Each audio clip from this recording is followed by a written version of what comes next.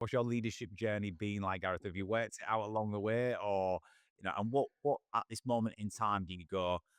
I think this is what I stand for when it comes to leadership and leading teams. Yeah, when I reflect back, if like even before Fairways, I think I sort of found myself into sort of leadership or lead roles just by default. Like even running your own personal training business. You're leading that. That's your business. Working on a door, you was like, doing security work, close protection. You was like the head of that, become the head of the security. And I don't know. For me, I think I've learned a lot, I guess, from certain individuals over the past, and I've also learned what not to do, and be, that authoritarian approach. And I've worked for bullies before, and you just think, wow, I guess that's what you don't want to be like. Um, but yeah, I guess I've learned a lot along the way.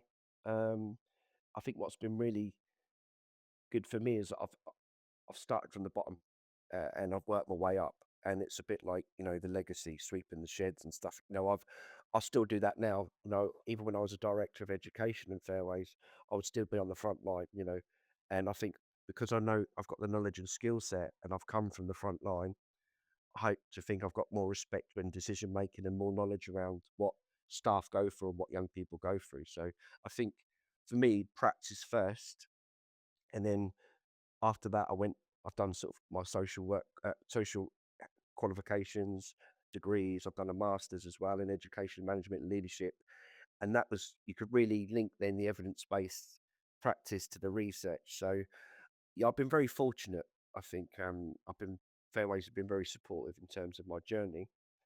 Um, but I think for me, I take quite a collaborative approach to leadership, and um, probably since COVID, more transformational in terms of, constant change and being able to make sure that we are, you know, building services and impacting on young people and staff with everything that's going on in society and all the government changes, etc., etc. So there's been a lot of different types of leadership I think you take on at times as well.